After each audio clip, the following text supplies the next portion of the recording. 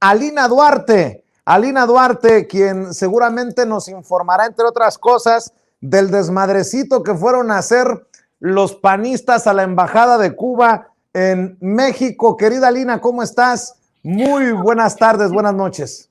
Hola, ¿qué tal, Vicente? Muy buenas noches. Bueno, en realidad eso se queda corto. El PAN acudió a la Embajada de Cuba, como hemos estado viendo en estos intentos de desestabilización de la isla. Lo hemos hablado ya de esta estrategia, lo hablábamos ayer con bastante detalle, cómo es que se están replicando todas estas formas en que los medios, que curiosamente son los mismos medios de comunicación, que aquí se la pasan hablando de que hay una dictadura, de que aquí no hay democracia, etcétera, etcétera, pues fueron ahora a cubrir también, y fue la nota, veíamos que había más medios que panistas, acudieron el día de hoy a la Embajada de Cuba a hacer pues básicamente un teatrito, y esto se replica a escala global. Hoy también intentaron, incluso en el caso de Cuba, intentaron sabotear también esta conferencia de prensa que trató, que dio más bien el canciller cubano Bruno Rodríguez, en la cual pues marca nuevamente pues esta parte que hemos nosotros documentado, de la que hemos estado hablando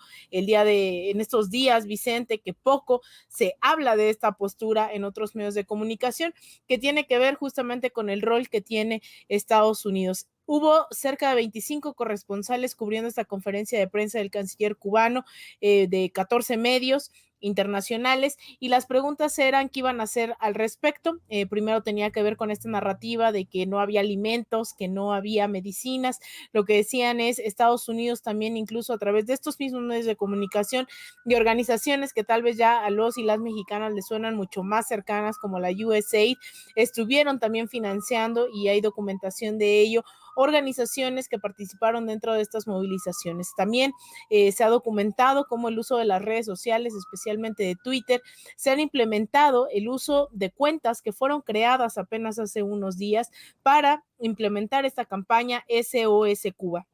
El canciller Bruno Rodríguez fue muy insistente en esta relación, que tampoco es un secreto hoy en día, sobre todo de un grupo de miembros del Partido Republicano encabezados por el senador Marco Rubio, quien desde Florida, específicamente desde Miami, han estado alentando toda esta campaña de SOS Cuba.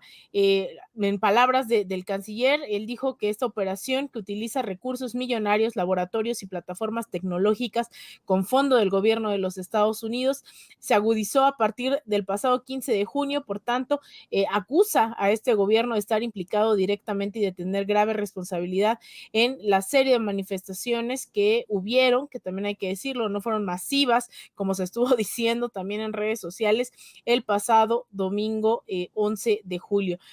Advirtió que será responsable el gobierno de Estados Unidos de las consecuencias que se produzcan si persisten en esa política de estrangulamiento de Cuba, de incitación a flujos migratorios irregulares y desordenados, o a la permanente investigación por parte de algún senador de la Florida de que se despachen medios navales con fines de provocación, o que se sitúen medios navales a zonas próximas a nuestros límites territoriales, fue lo que señaló. Advirtió también el canciller que la conducta irresponsable de Estados Unidos puede tener consecuencias graves que dañen el interés de ambos países. Insistió en que esta campaña de SOS Cuba es una campaña realizada por una compañía estadounidense radicada en Florida.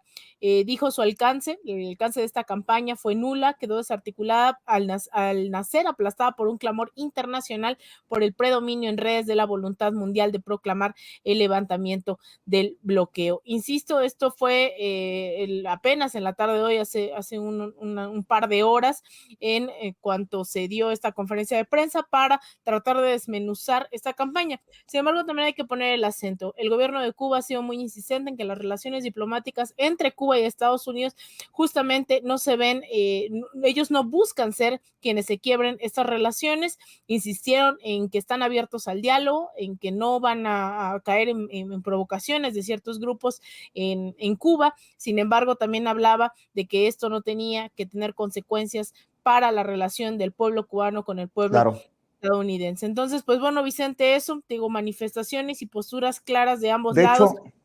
Dime, Vicente. De hecho, tenemos el video de este panista.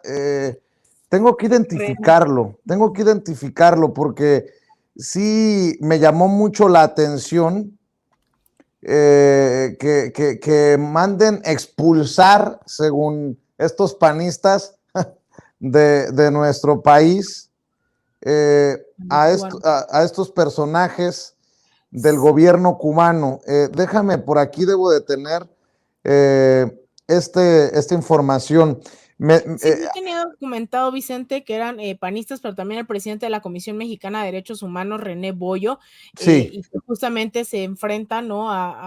Les dicen váyanse a Cuba, ¿no? Y que también eso es muy importante. Durante los golpes de Estado en América Latina durante los últimos 20 años, los principales asediados han sido justamente funcionarios de embajadas cubanas, claro, que representan esta otra ideología, una ideología progresista de izquierda, y que han entrado a las embajadas, han tratado de correr justamente a los funcionarios, a pesar de que eso es violatorio y hay que entender la gravedad de ir a agredir una embajada. Estados Unidos lo ha normalizado, sin embargo, esa es una violación del derecho internacional, se está violando la Convención de Viena, las embajadas son territorio del país del que son sede. O sea, esto no es menor y que los panistas vayan y estén tratando de invadir y de acosar a los funcionarios de una embajada, funcionarios diplomáticos en territorio cubano, a pesar de estar en territorio mexicano.